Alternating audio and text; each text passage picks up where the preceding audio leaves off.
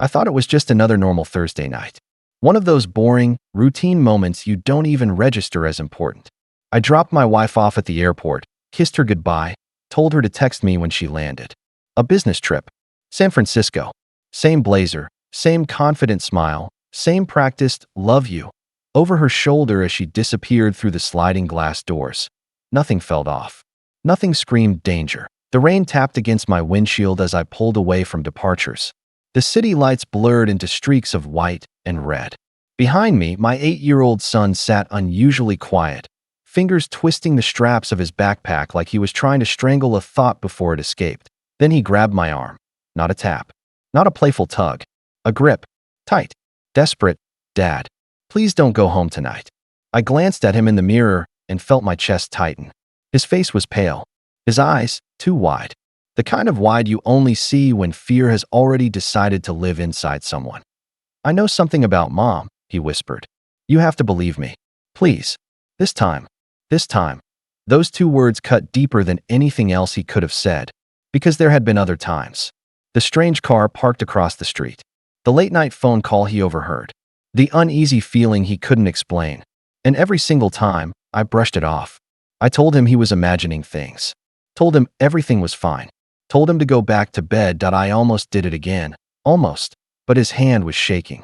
And suddenly, this wasn't a child being dramatic. This was fear. Raw. Instinctive, animal fear. The kind you don't learn. The kind you feel. I'm an engineer. I live in logic. In numbers. In probabilities. And right there, at the exit ramp, my brain did the math. If I believed him and he was wrong, we'd waste a night. If I didn't believe him and he was right, we'd never get another night. I changed lanes. "Okay," I said quietly. "I believe you." He exhaled like he'd been holding his breath for years. Instead of turning toward our house, I parked across the street, beneath 2 old trees that swallowed my truck in shadow. The house sat there peacefully, blue door, porch light glowing, maple tree swaying gently like it always did. The house I designed myself. The house I thought was safe. Hours passed. My son drifted in and out of sleep. Doubt started creeping in. Maybe I was overreacting. Maybe fear had infected both of us. Then I saw it. A van. Dark. Moving slowly. No headlights. It rolled to a stop in front of our house. 2 men stepped out. Hooded. Covered. Calm. Not rushed.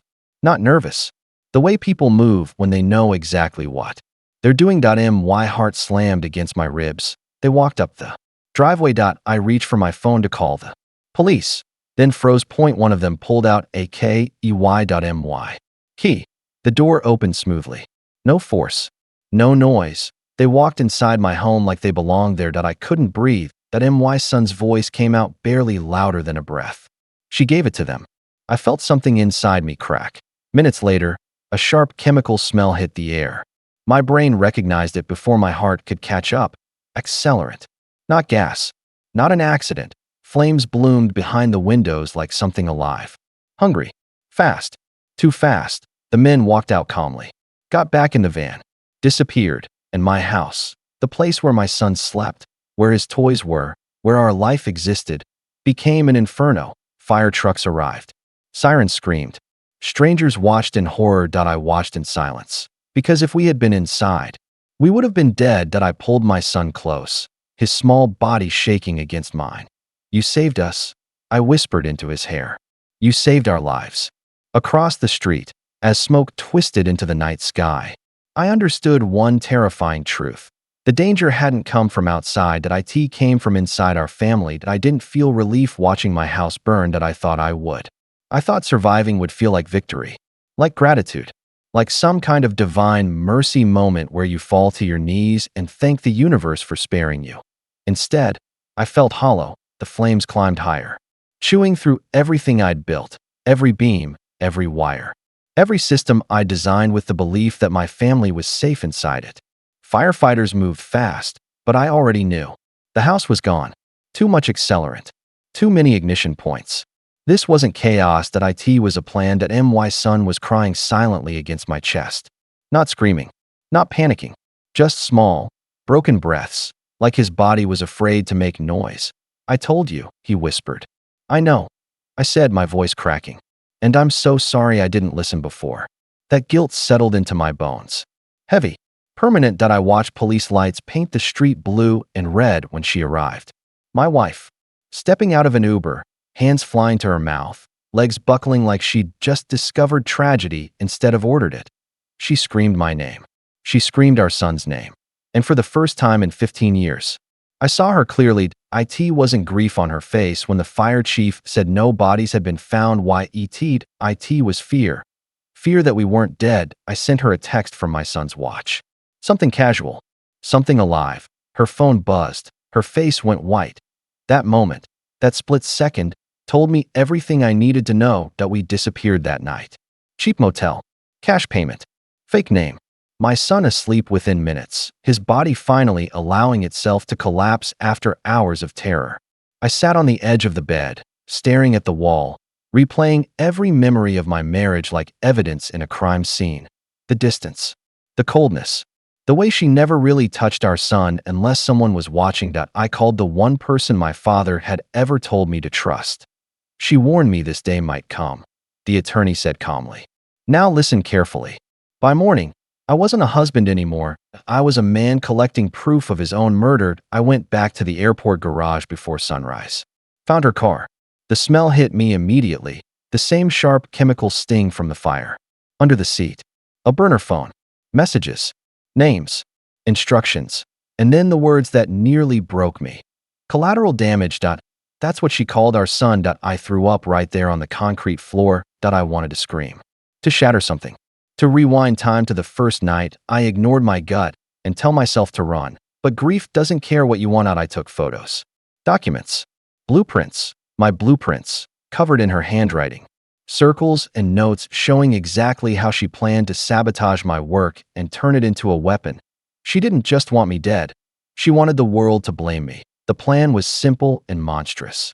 Insurance money. A new life. A lover waiting on the other side of our ashes. The next step wasn't rage. It was precision. We needed her voice.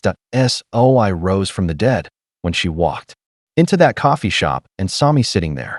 Alive, something inside her. Fractured. Fear. Shock. Then calculation. And then honesty. She didn't cry. She didn't beg. She didn't deny. She laughed and told me everything. She said she'd been suffocating for years. That I was boring. Safe. Useful.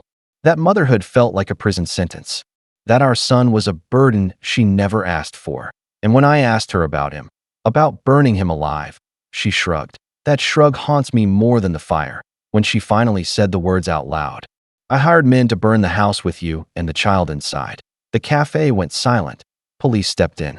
Handcuffs clicked shut. She didn't look angry. She looked relieved. The trial was fast, brutal, unavoidable. Evidence stacked too high to deny. Texts, recordings, confessions. Guilty on every count. 25 years. People congratulated me afterward.